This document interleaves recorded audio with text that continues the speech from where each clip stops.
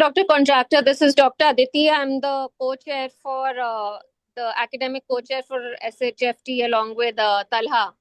Hi, Dr. Aditi. Give me a second. I just want to make sure that the rest of my team's got their Sure. AV set up, and I'll just be back in a minute, yeah? Yes.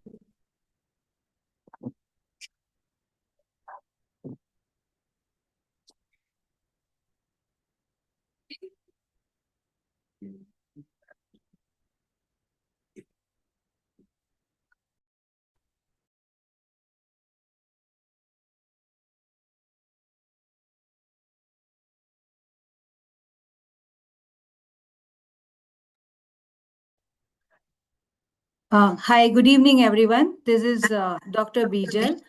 I work with Dr. Aashish and looking after mainly the inpatient rehabilitation. And I'm going to talk to you briefly about what we do at the inpatient area. My colleague Disha is also here with us, and we are just trying to check and get the IT part ready. Just give us a minute. Sure. Hi, Dr. Bijal. Hi, hello. Hi. Is Dr. Contractor here? Is he logged in? Yeah. I'm there. Yes. Bijal, just load your presentation once. Just confirm it's loading so we can get going, so you don't delay. Yes, sir. Is Dr. Ibrahim Babu logged in? Yes, I can see his handsome face online. Hi, Aashish. Oh, there he is. Yes. What's up? Sir, is it visible? Yes, it is. Yes. Okay, good stuff. Chalo, you can stop that now. We're all set. So I'll just take maybe 2 minutes to introduce our team here. I mean, the speakers and the moderators for our audience. Okay. And then we can start right away. And then after that, we'll leave about 15-20 minutes at the end for Dr. Babu and Dr. Contractor to lead the discussions. We're just going to give another maybe just 4 more minutes before we start. Yeah.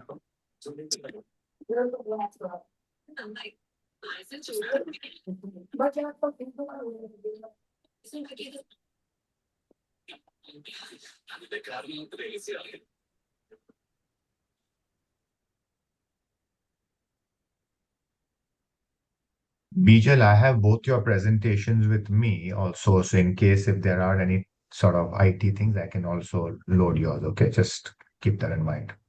Yes, sir.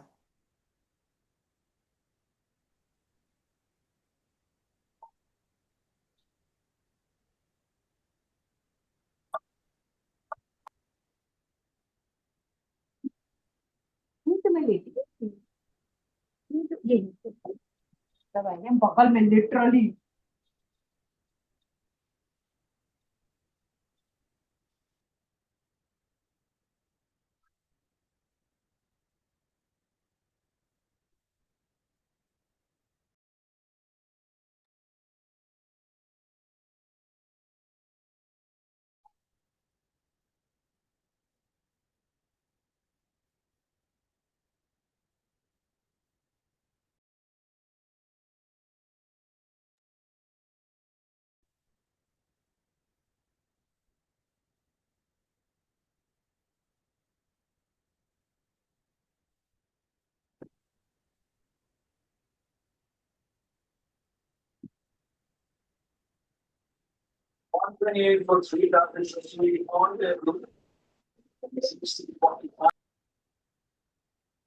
Joshi, could you please make sure that except for the speakers and the moderators, Yes, everyone else's mic is on mute, please.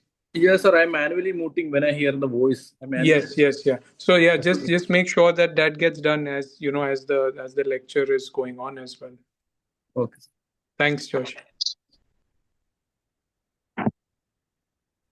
Sir, please announce to just mute mic to. That would be very great. Yes, I will do that as well. Yes. Just 2 more minutes before we start. Yeah.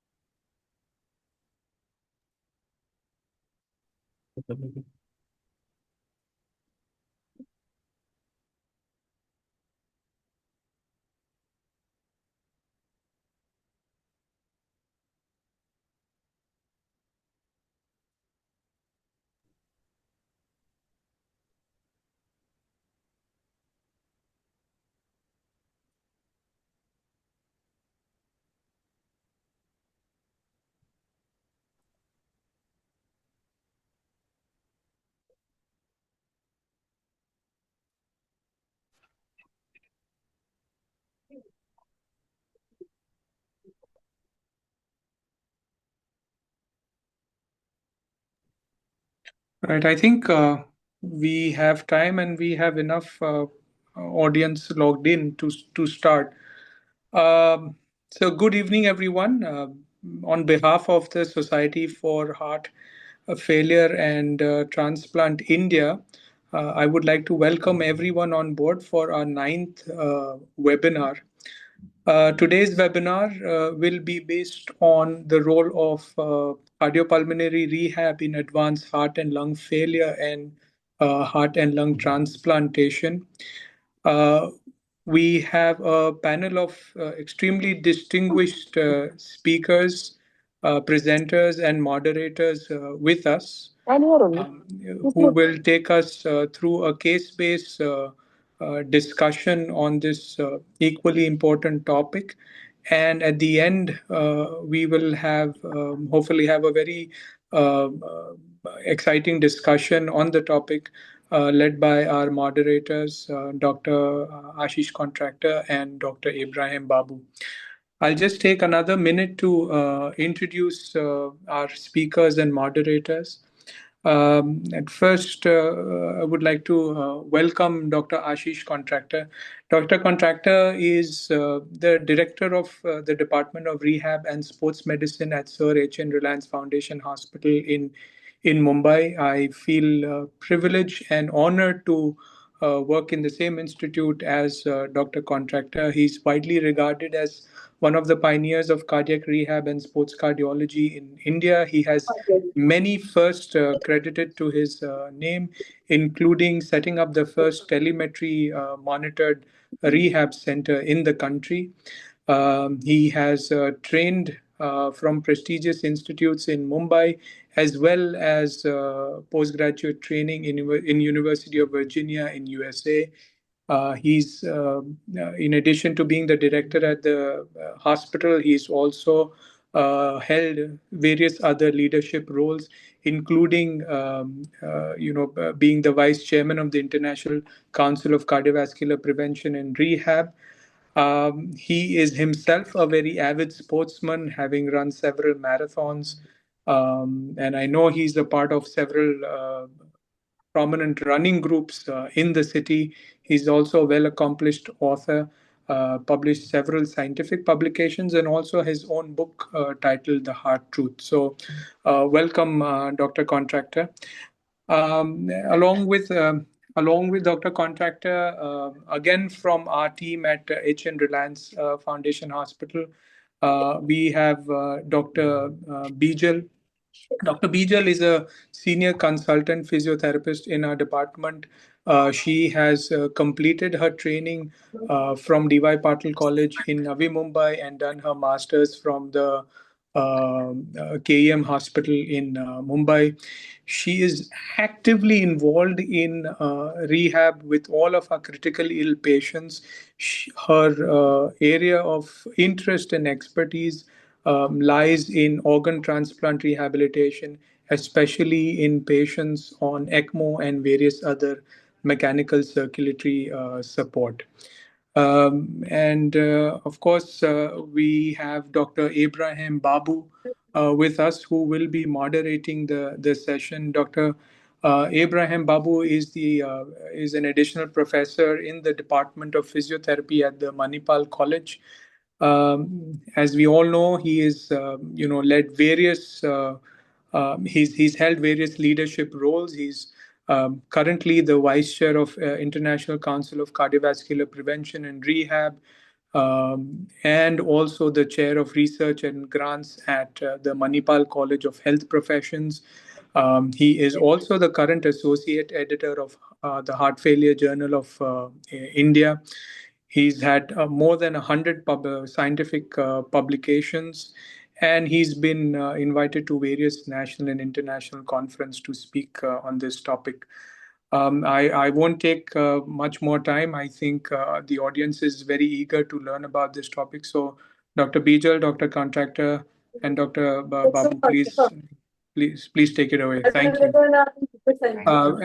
Once again, whoever's logged in, I would request everyone to please mute the mics. Joshi at the back end will also be doing that, but if we can all be responsible and make sure our mics are muted when we are listening to the talk. Thank you. Thank you. Dr. Abraham, should I get started? Please go ahead, Aashish.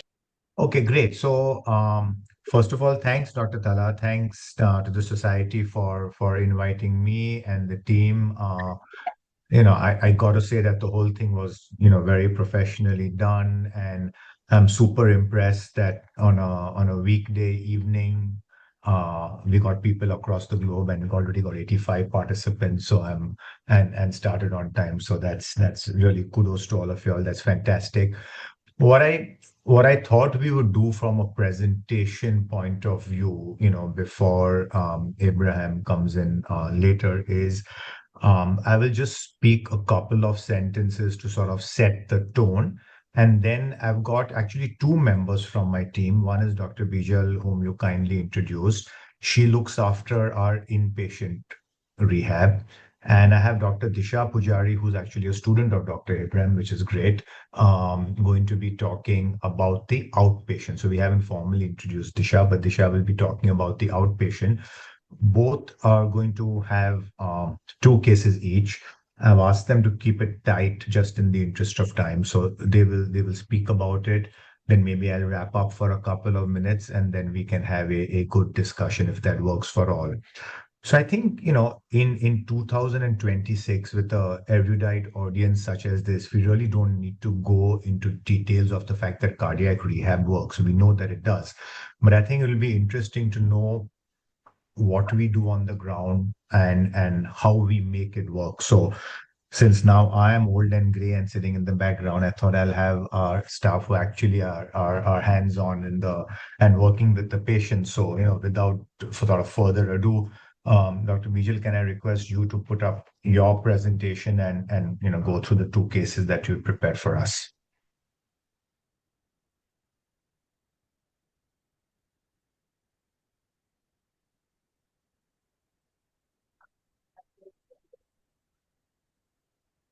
Okay, we can see your screen, so you can put it in presentation mode and then you can get going.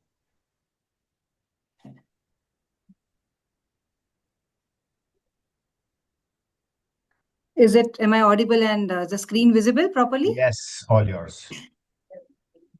So very good evening. as Dr. Contractor said, that I'm going to talk mainly about the inpatient rehabilitation.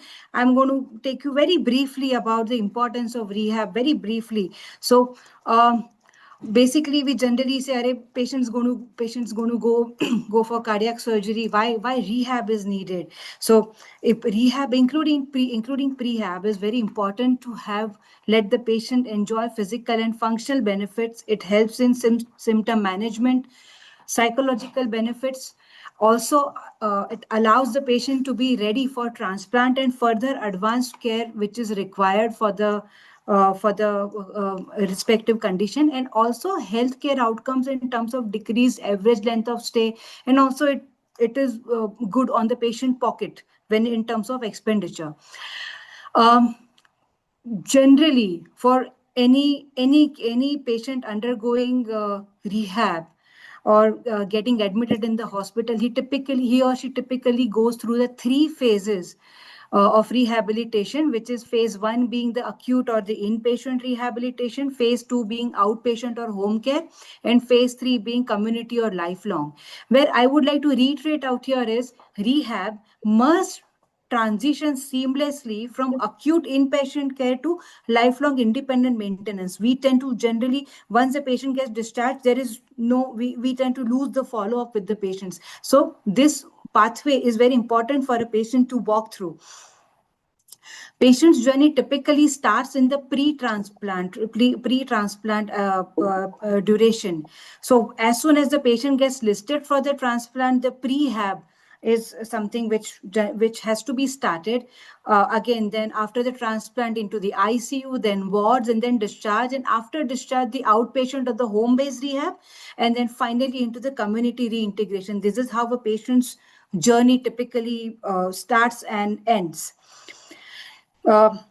As everywhere we have learned and we know about the teamwork, because rehab is just not one or two people's work.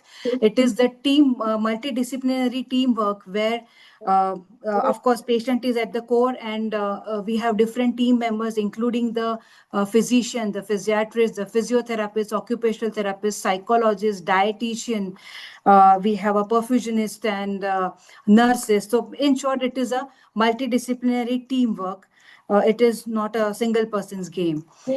So from here on, I would like to start with my cases. So, first case is kind of, it would look pretty simple, but what the patient achieved is extraordinary. And the second case is more like a great challenge to the rehab, for the rehabilitation team. So first case is of Mr. A.N., who's a 60-year-old gentleman diagnosed to have dilated cardiomyopathy, and he came to us with already permanent pacemaker implanted, and he was on managed on medication support very well. Fortunately, he was pretty active in his activities of daily living. He was a cricket coach and a player before he got listed for the transplant. So this was a very, very positive factor for us. So when he came to us, he was having very mild skeletal muscle wasting, and muscle power was significantly good. Now, all these factors, the preoperative factors, helped him get out of the bed right on the postoperative day 1. And rather than relying on the active assisted or maybe passive mode of exercises, we started his rehab very actively, and he was extubated very much on time, which was on postoperative day 1. He received rehab routinely, and he was transferred out of the ICU on day 5. And by that time, he had achieved independent chair transfers and short hallway ambulations.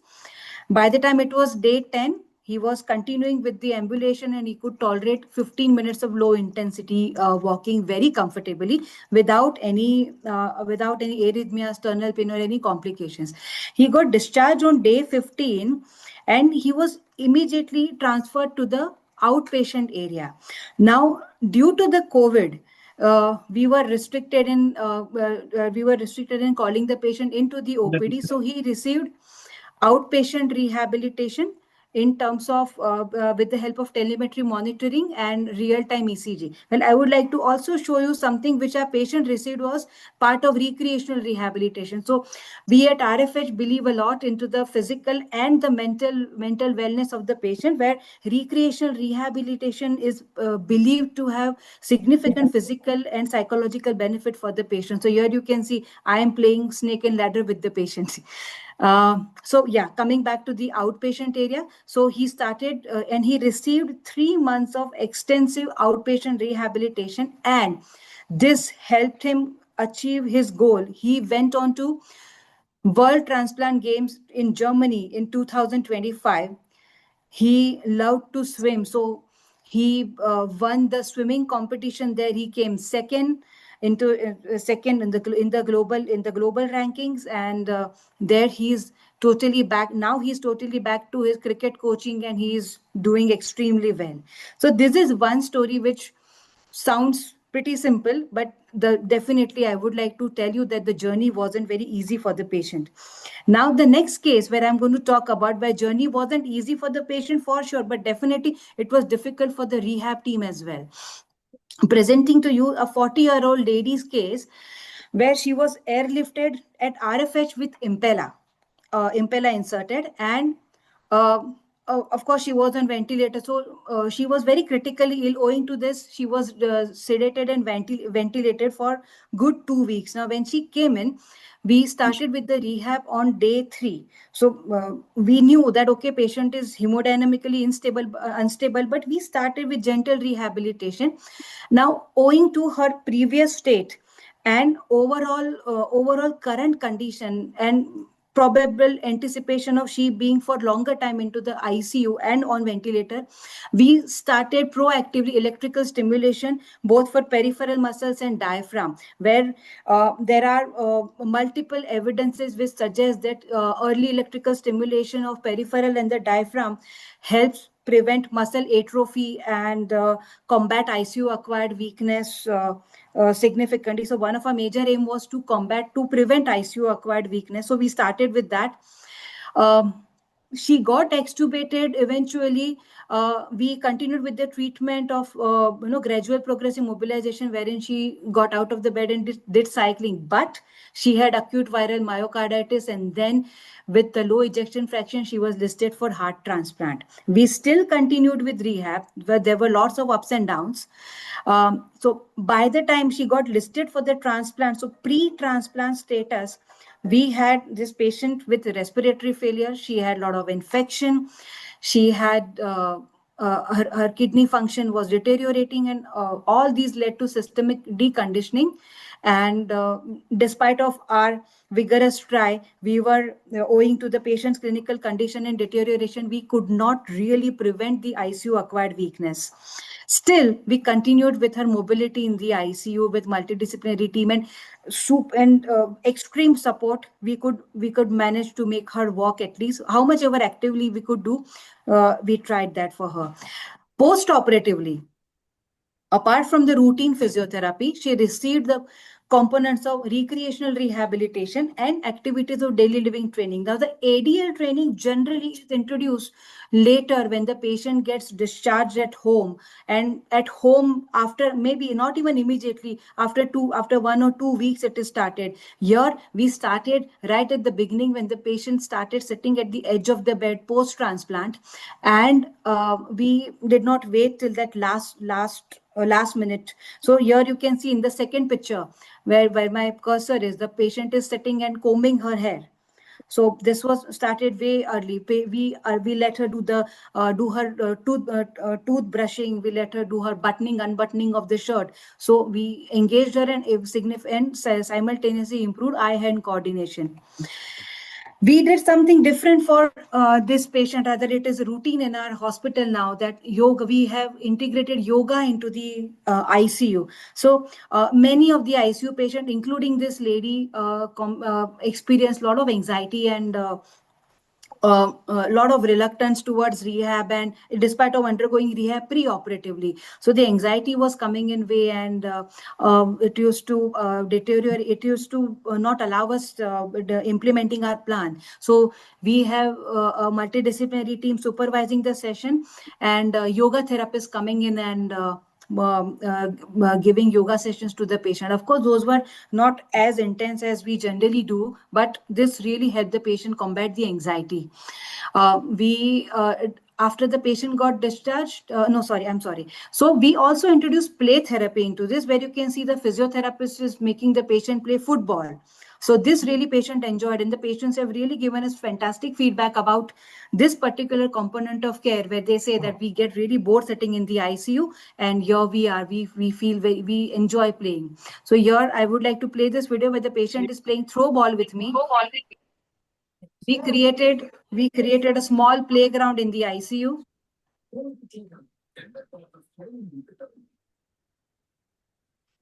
So we have also played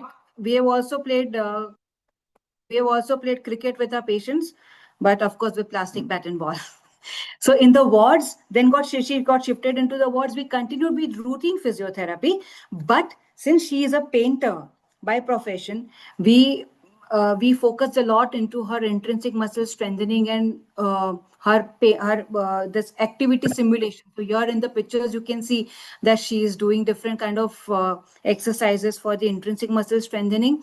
She received care into the escalated rehab area, where we allowed her to do her, where we rather pushed her, because she wanted to then quit the painting thing, but we pushed her to do some drawings, and eventually you can see in the middle picture she's made fantastic mehndi.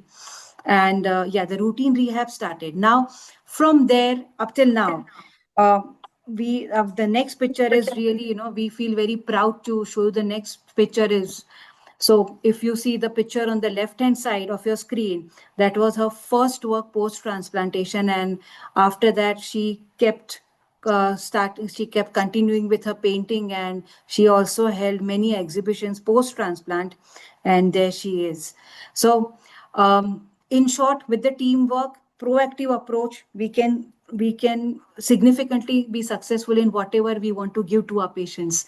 As I said, the team Rehab at RFH, multidisciplinary team, we work together, and that's how we try to give our patients what they want. So from here, I would like to say thanks and end for it. Thank you very much. Thanks, Bijal. That was very comprehensive. The first patient played sports, second did painting, so getting them back to normal life also is very important. I'm going to request Dr. Disha from our outpatient team to go through 2 cases in the outpatient setting, and then we can have a discussion around it.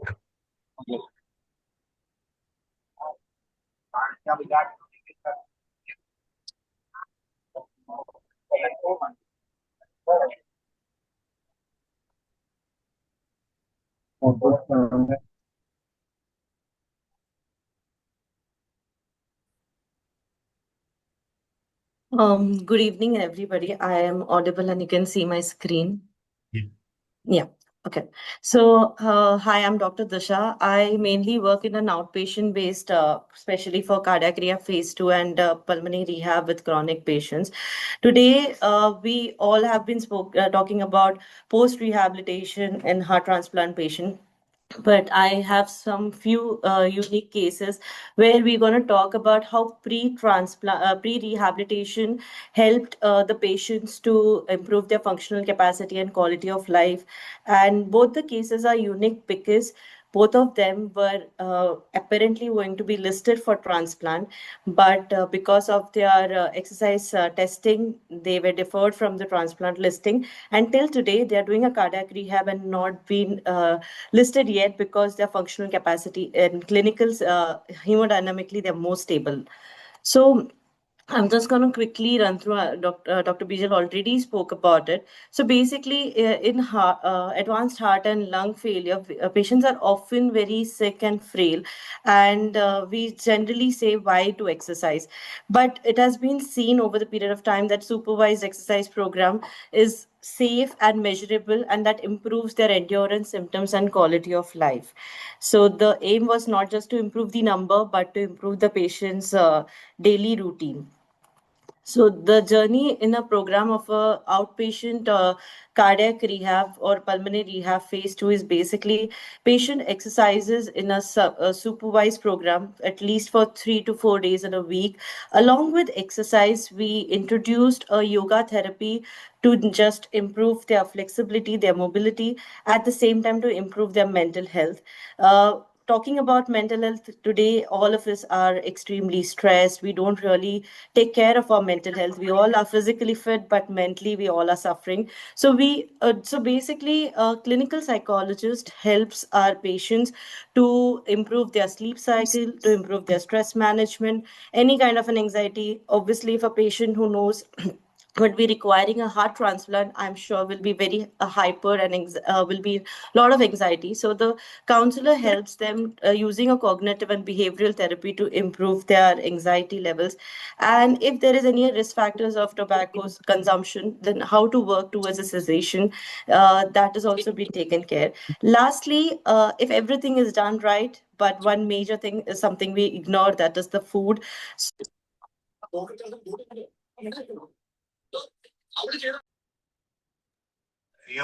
You're on mute, Disha, for some reason. Am I audible now? Yes. Go ahead. Yeah. I was mute the whole session. No. Go on Yeah. with the food Okay. part. Yeah. So the food part, basically, say just eating at home doesn't mean that you're eating healthy food. We need to know what exactly the diet food looks like, the balanced diet looks like. And most of our Indian thali has a lot of carbs in compared to protein and fiber. So a dietitian can chart it out more properly what exactly the patient should be eating and how much protein is required, how much fiber is required according to the body composition of each individual. The exercise program is under a safe and a supportive environment. Basically, the program is done under real-time ECG monitoring. The patient is on telemetry monitoring, and then only they exercise. Um, yeah. So we have a supervised exercise program where the patient comes to an outpatient setting and exercise with us. If the patient, because of some reason, cannot make it to the hospital because of logistic issues or even because of the health condition, there is also something called as a tele rehab with a real time ECG monitoring.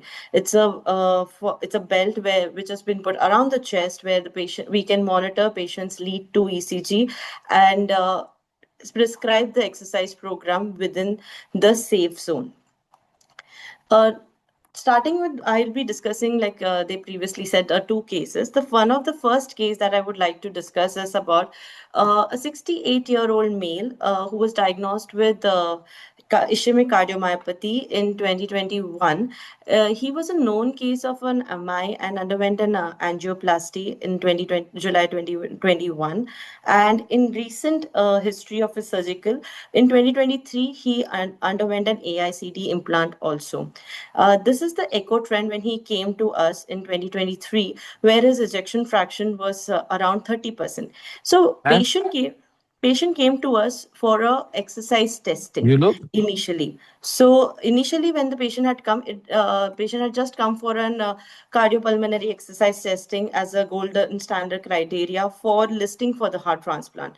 But when the patient underwent the testing, we saw a VO2 peak of around 27 ml per kg per minute, and the VVCO2 slope was around 27. Why did I mention this? Because the standard criteria where patient are being the decision has been made that patient is eligible for a heart transplant is the peak VO2 should be less than 12 and the slope should be more than 35. But if you see for this patient, it was within the normal range. So the ventilatory efficiency and the endurance both was normal and really good. So the patient deferred from heart transplant listing and then was referred for a cardiac rehabilitation with us. He underwent a proper supervised cardiac rehab program, phase 2 program within the guidelines, with an aerobic program and a strength training for 3 days a week, along with a routine nutritional health and mental health. The patient 6-minute walk test, which we used as a functional capacity outcome. The first baseline was around 392. And eventually, the recent one that was conducted in 2026 showed around 608. So, almost in 3 years, the patient overall functional capacity has improved. This is just the number, but if you see symptomatically also, the patient improved with the complaint of chest discomfort, breathlessness, and even with the quality of life. Let me even mention this patient comes all the way from Navi Mumbai to Mumbai. People who are not from Mumbai, coming from Navi Mumbai to Mumbai is like more than 1.5 hours. So a lot of people complain that logistic wise, I can't transport, but he took an effort to come all the way to improve his overall functional quality of life.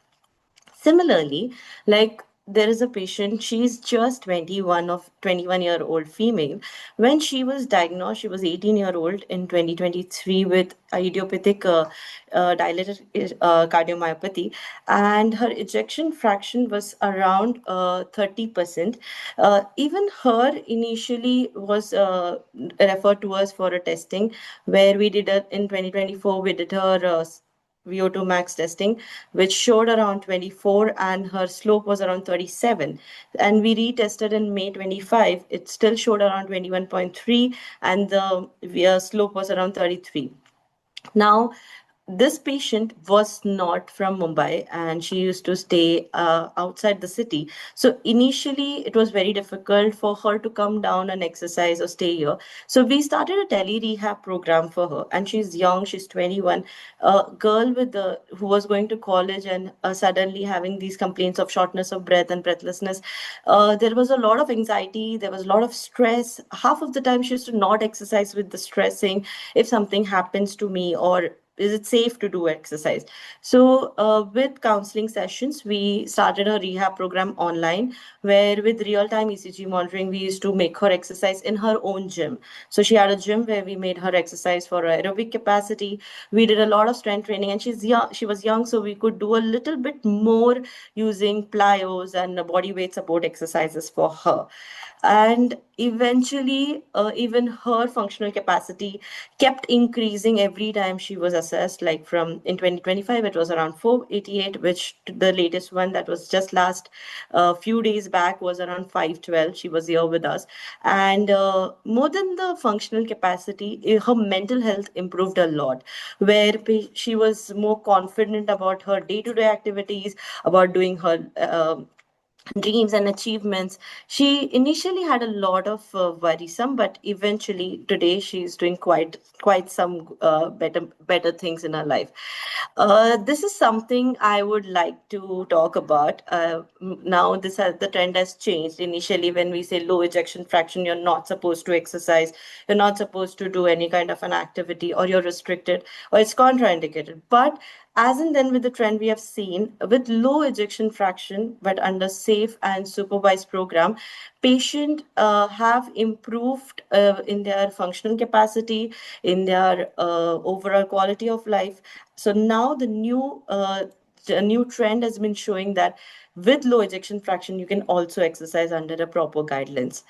Lastly, I would mention that these patients initially came to us with reason for being listing to heart transplant, but their clinical scores and functional scores were really good, because of which they were referred to a cardiac rehabilitation. And till today, they are doing functionally well and clinically well, because of which they are yet not listed for heart transplant. So I feel personally that with pre-rehabilitation, we can add a pathway to a heart transplant, where pre-rehab can also be an optimization way to improve their quality and functional life. With that, I would just end up saying every heartbeat matters. You are not alone. So I keep telling this to patients that we are here to help. So ask your cardiologist, when can we start with cardiac rehab? So thank you so much. I'm done. Thank you. Yeah. Thank you, Disha. So actually, this the last slide that she's put up is very interesting. We didn't have time to talk. Let the slide be on, talk about this. This is our patient, Dr. Tala's patient as well, and involved a young boy, and we can show his picture because he's been all over the newspaper. Within 14 months of his heart transplant, 36-year-old boy, he ran the half marathon this year in Mumbai in January. So this is he's standing at the bottom left with our with Disha on the left and Miti on the right side. So the point is not that every person has to run a marathon by any means. That's not the take-home message. But if a heart transplant person wants to, there is no set limit for them. So we obviously done it in conjunction with the whole team. So that's very gratifying to see the end results of these. Thanks, Disha. You can stop sharing. Yeah. I was actually going to share a PPT which Disha and Bijal painstakingly made for me or helped me make. But I'm in the interest of time, I think, and with the kind of audience that we have, I don't think we need to really, go through an entire PPT, because that PPT was talking about the AHA guidelines, the ESC guidelines for cardiac rehab in heart failure, in sort of bad lung failure cases, transplant cases, and pretty much across the board, it's a 1A recommendation, some subsections, maybe 2A, and this kind of audience understands fully well what a 1A recommendation is. So I'm not really going to spend time on that. I think the teamwork really matters, the comprehensive care matters, and in the Q&A we can address that. So I think we're well in time, and Dr. Abraham, I'll throw open the floor to you to take this forward. Thank you, Dr. Aashish, and thank you to the organizers of the Society for Heart Failure and Transplantation. I think the webinar series has been wonderful that you've been doing, and it's nice to have Rehab in between. Not to be banging the drum again, but we have all heard that cardiac rehab is important. But I think when we talk about it, and I think in each of us in our own practices face our own challenges, and I think sometimes it starts with where do we start? And I think the case presentations very nicely highlighted how it starts right from acute care and goes on. And when we deal with end-stage heart failure and lung disease, it's actually a very challenging group. So I think one of the things that I thought we could talk a little bit about, Dr. Aashish, is looking at the continuum of care pathways. And I think having established departments in different places, you have, those are the biggest challenges that I think as clinicians, many people are going to face. How do we establish those continuum of care pathways? So would you like to shed some light on that, Dr. Contractor? I think, if I have to be perfectly honest in a group like this, I think intent matters the most, more than anything else. If you got a good team from ground up and everybody respects everybody as part of the team, as opposed to just being very hierarchical, right? The surgeon, the cardiologist, the whole thing, when we sit down, and if they believe in what we're doing and they truly believe in the patient's quality of life, then creating that pathway is honestly a very simple thing to do. And today, thanks to whether it's AI or whether it's anything else, you can literally make a very good looking pathway in 5 minutes. But the implementation is most important, right? Because on paper, look, we all attend cardiology conferences where everybody stands up and says, oh, guideline in care and class 1A recommendation. But on the ground, how many people after every angioplasty, every bypass surgery actually end up referring the patients actively? The answer is it's very low. That's just the reality. So the success of the pathway, in my opinion, is the buy-in of the primary team, right? In this case, what we're talking will be the primary heart failure / transplant cardiologist or the primary, cardiac surgeon. So I think once they have that buy-in and that intent, then to set up a pathway, whether you want to mobilize a person actively on day 1 or is it day 2, do they sort of, return to, work at this point or that point? Those become just sort of semantics. But I think the bigger thing for the pathway of care is the complete buy-in of the team involved, and to set like this is what we want to do, and this is what we're going to make the patient do, and this is not something which we keep on paper. So I think that's the most important. Right. Thank you, Dr. Ashish. Dr. Rathore, would you like to make a comment, sir? Yeah, so thank you. So thank you, Dr. Contractor, Dr. Abraham, and Dr. Contractor's team. Fantastic cases, 4 cases.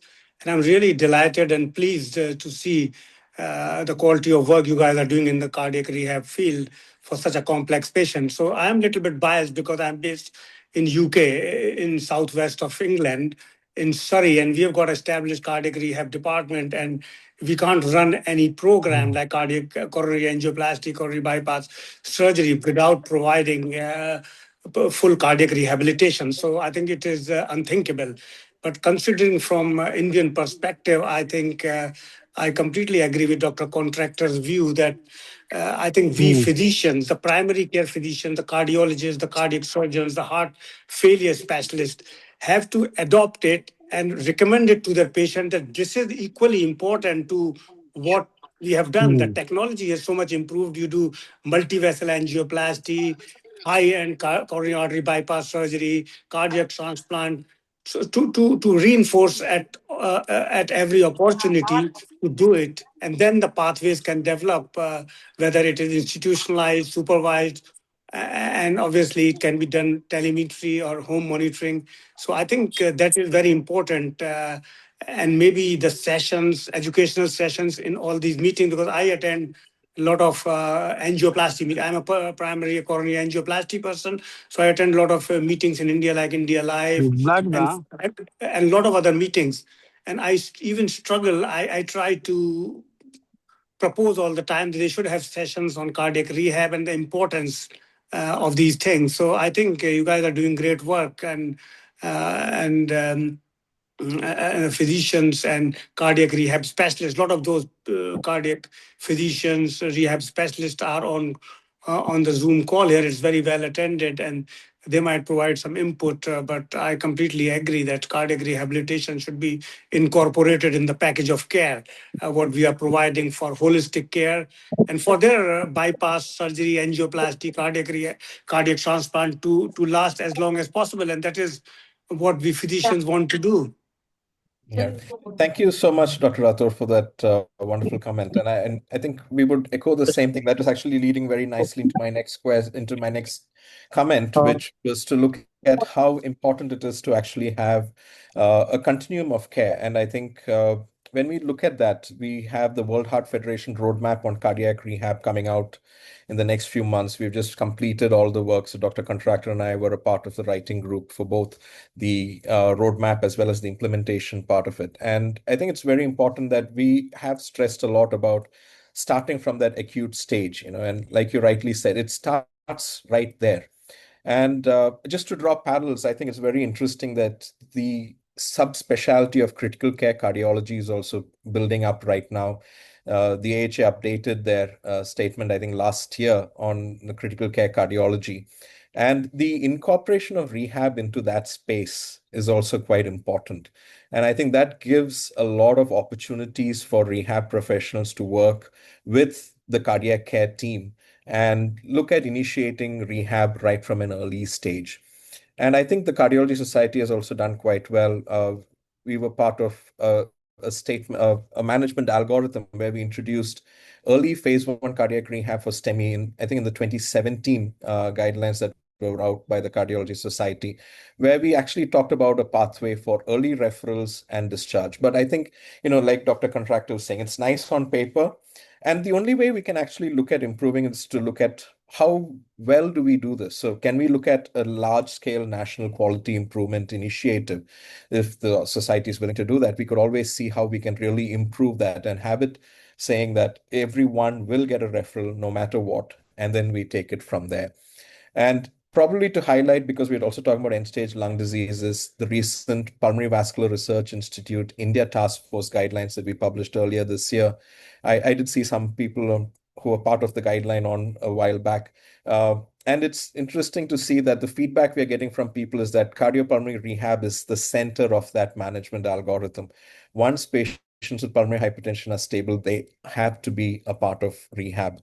So it is a start as far as where we stand in the Indian context. I know we still lack in terms of specialized centers and specialized people to deliver this high-end rehab, but definitely there is still a lot more which we can do.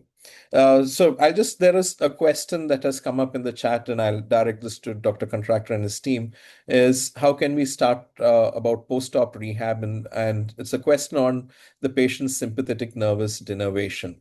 So it's basically talking about if we start with basic exercises, we have to monitor heart rate and blood pressure, but we don't see changes in the heart transplant patients because of the denervated sympathetic nervous system. So probably some insights on how you have managed this in your initial So sessions. I think that's a valid question. And I think a very, very basic tool in exercise medicine, not just cardiology, but across, various things, is what we call the rating of perceived exertion, is how a person feels. So, when they're getting started or at any point of this, you got to explain to them properly how a scale of rating of perceived exertion works. And in that, we just want, in the early days, someone to just be in a very light to, fair between sort of, I would say, not even 11 to 13, maybe even 9 to 11 on a 20-point box scale to get started with.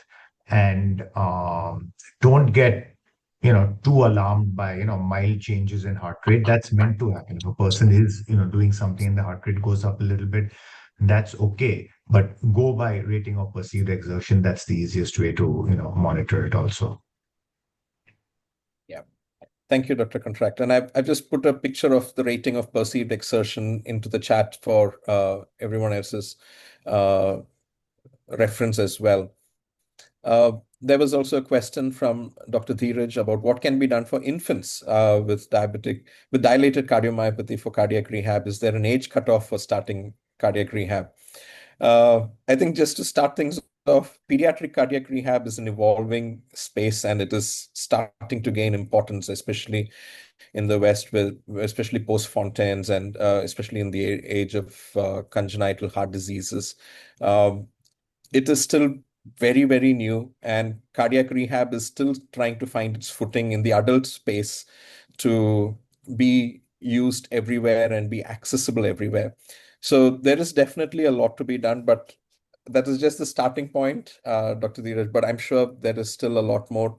In terms of an age cutoff, well, I'm not aware of anything that clearly states. Of course, if we want them to be participating, we would like them, depending on what we want them to do, at what stage they are in.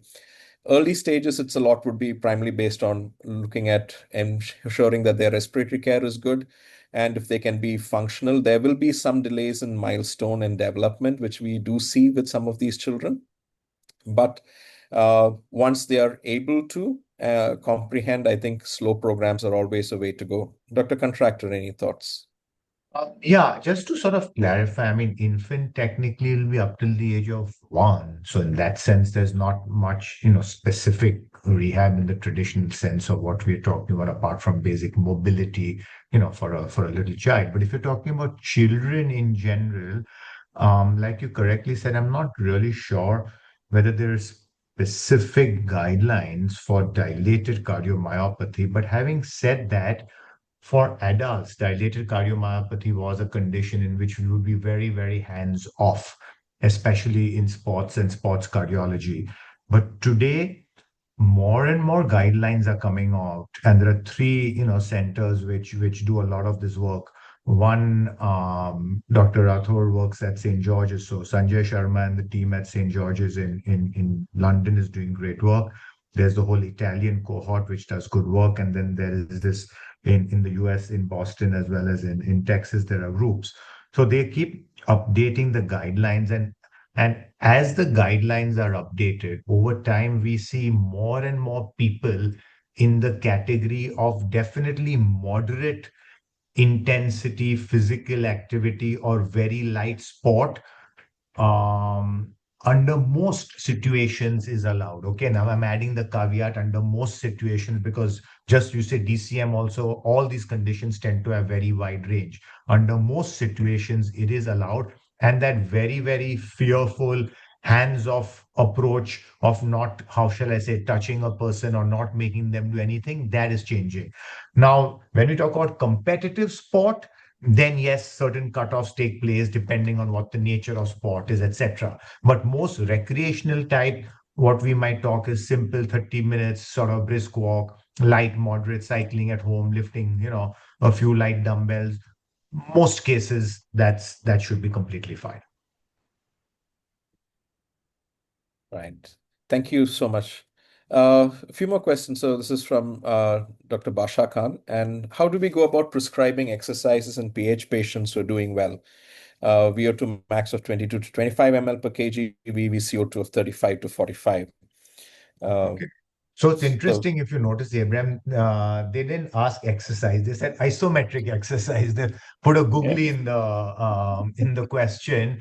And so here's the deal, for years and years, especially in cardiac hypertension, we kind of stayed away from isometric exercise because when they're sort of holding, clenching, Valsalva maneuver, we know that anyway, momentarily pressure goes up, especially when they're resistance training. And if they're isometric, it goes up even more. So we were kind of cagey, wary. We stayed away from it. However, a couple of new studies came out fairly recently which show that isometric exercise, forget being bad, was actually good in some subsets. Okay, now that's the issue with science. It keeps changing. My practical point of view is that in a patient with PH, etc., I mean, there are so many other exercises you can do. Why do you necessarily do isometric, right? So I'm just giving you more of my practical on ground. Till I know a little bit more about isometrics, I just stick with normal iso, sort of dynamic rather than isometric. Okay, that's what I would do. Yeah. And I think also another thing is to look at aerobic with a combination of resistance training. So it is probably better to have a combination of both and not worry much about the isometric and have them interspersed. And I think like any other exercise prescription, even in PH, as long as they are of moderate intensity and in someone who's actually doing quite well, you can, there's still no evidence to suggest the benefit or safety of high intensity interval training, but based on heart failure research trajectories, I think that would be the next step in PH research as well, that we would still slowly start opening up avenues for patients who are clinically very stable and trying to see whether high intensity interval training does actually work. And that may be something still in the future, but I think in selective patients, if under close monitoring, I think that is still something we could explore. So I'll just quickly add on that. So HIIT, right? The high intensity interval training. Now I've done a couple of seminars at ECSM with Mark Haykovsky and that whole, group, which is doing work in that, Peter Brubaker, all of them. The point is, I'm going to put forward a practical point, right? In our Indian setting, and we're basing this conversation in India. First of all, older people in general don't exercise. Okay. Now, while I'm stereotyping, stereotypes, this.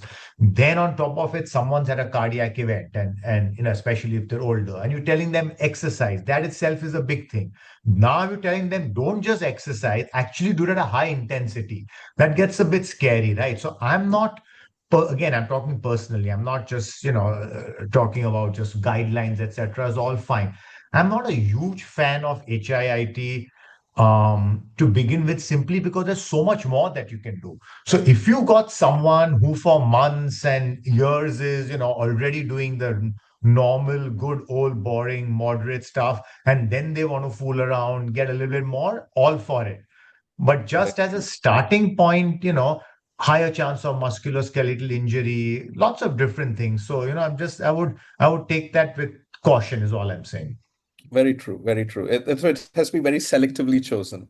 Yeah. And I think the role of resistance training is very well established across the board, and it is part of your cardiac rehab core component. So the AHA and the ACVPR very recently updated their core components, and now we see aerobic training and resistance training as two components, where earlier it was just considered one component as exercise training. So I think that's definitely a important part to focus on. And I think rehab programs should have resistance training. And again, I know in tier 1 cities and big centers, we can have all the equipment we want. I work in a tier 2 city, a tier 3 city to an extent, small, low resource setting in Manipal. And, our patients are not patients who have access to high-end rehab centers.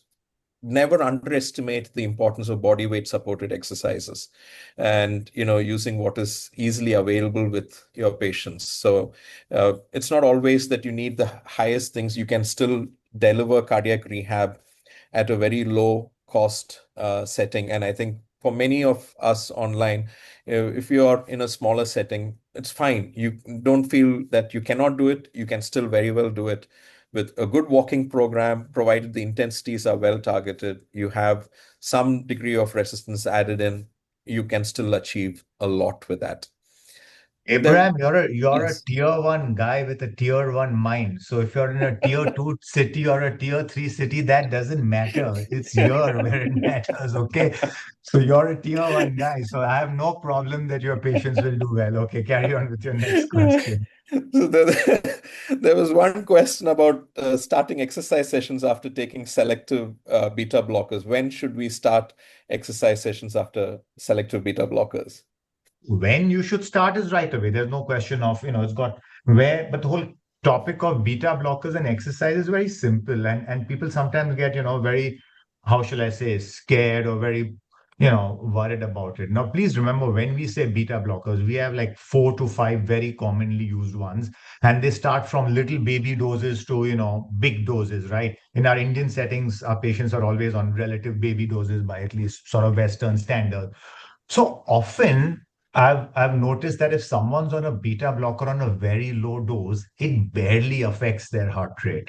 Okay, their resting may drop by 3-4 points, and their exercise, if you know them well and you monitor them earlier, drops again 3-4 points. So you can keep that into account. The general guideline is that if the person's on a beta blocker, rather than using heart rate for the intensity, you use rating of perceived exertion and use subjective measures. But in practical real life, I've seen, depending on the dosing of beta blockers, sometimes it doesn't affect it very much. And if you know the patient and you've worked with them before and after the beta blocker, you don't have to be completely worried by that. What I wouldn't do is if your guidelines say that the person should be, let's say, between 110 and 100 and whatever 40 beats per minute, and they're already at 100 and say 5 or 7, and their RP is high, and they're on a beta block, I'm not going to say keep going further, you haven't achieved your heart rate. No, you treat the person, not just the heart rate or the guideline. Yeah. So I think we're coming to the end, and I'll just probably have one question. I think maybe I'll start with Bijal. If you could so one of the questions that's come up is, what can be done to take a high standard of cardiac rehab from silos of excellence to a larger space with many who can do well with such programs? So I will come to you, Bijal, first, then to Dr. Contractor as the former vice chair of ICCPR, and then I'd probably give my 2 cents as the current vice chair. Bijal. So, in fact, first of all, very good question and very practical one.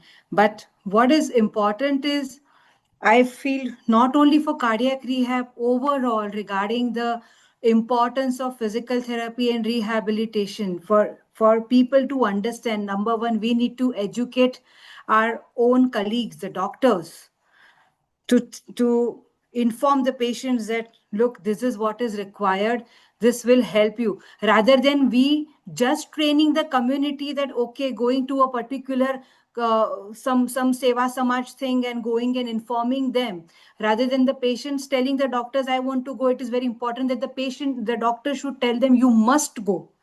So first thing I would, in my personal opinion, it is very important to educate the medical community, the medical fraternity, that this is how we can make our patients the most important beneficiary for this, and they can benefit the most. After that, definitely, I'm someone who believes a lot into the patient and the patient education, and since I talk a lot, so it keeps me happy. So it's very important to that again, coming back to the same point, that education and A lot of education to the medical community is important. And yes, of course, we must also tell the patients, look, clear communication about what we are going to do and how it is going to benefit to the patient and the patient family is something which is very important. And believe me, word of mouth publicity works the best. It has worked for quite a lot of quite a lot of our units in our department. So this is what I would like to share. Thank you, Bijal. Dr. Contractor. I'm going to leave it to you because you and I will end up saying the same thing. So I don't want to take more time. I'm just seeing so many lovely familiar faces on the or names on the thing. So it's just nice to see them. But you're the man. Go ahead. So I think probably to just give a few comments on that is that, yes, we definitely have a lot to do. And I think it is bringing people together and trying to see what you can do through collaborative work. And I think cardiac rehab in India is starting to see that in a big way. The Society for Cardiovascular and Pulmonary Rehabilitation, the SOCVPR, I think we have their president, Dr. Maria Giandani, who's also online today, is a society that is new and that brings together professionals involved in both pulmonary and cardiac rehab. And this is the only Indian association that's actually focused specifically towards rehab professionals focusing on cardiac and pulmonary rehab. This is something that is an initiative that is aiming to bring together people who have been working in different parts together. And also, I think the current funding environment for those of us who are in academics also and in research institutes should know that the Indian Council of Medical Research is extremely supportive of collaborative grants and collaborative applications across both public and private organizations.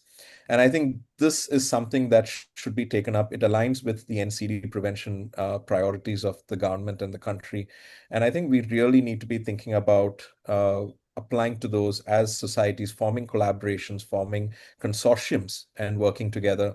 And I'm sure that this will trickle down. Hub and spoke models will work. You can always have different ways to approach it. And I think there are various other opportunities that the International Council of Cardiovascular Prevention and Rehab also does offer to enhance capacity through their certification programs in cardiac rehab that are available freely online. So again, that is something that could be done very easily and could be looked at. So for information on that, please feel free to contact either me or Dr. Contractor, and we'll be very happy to. I've put the link in the chat as well. And I think that's all we may have time for today. And I really thank the organizers on behalf of all the speakers, Dr. Bijal, Dr. Disha, Dr. Contractor. Thank you so much for your time and for your insights and for sharing such wonderful success stories.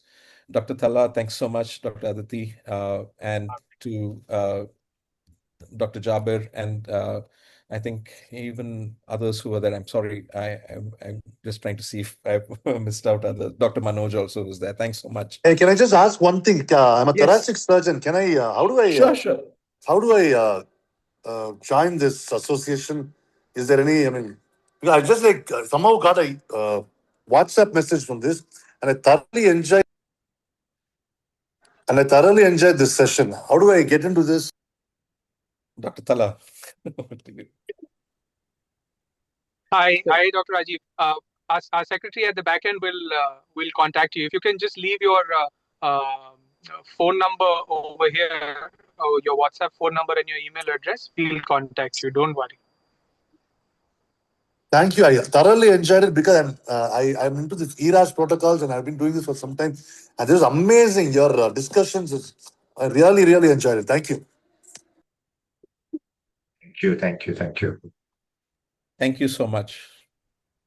Thank you, Abraham. Do we log off? Dr. Thala, anything from your end? Thank you, everyone. Thanks. No, I was just about to say thank you, everyone. Dr. Ibrahim, Dr. Contractor, Dr. Bijal, Dr. Disha. Amazing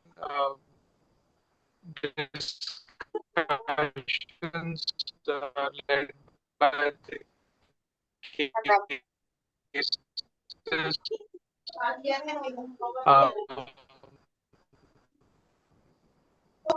Thanks, Tala. I think your hopefully we voice should have is cracking, but yeah, go more ahead. webinars pertaining to the topic where we can get you guys back again for more discussions. So for now, I think our, our next webinar will be next month on the second Wednesday. So stay tuned for that.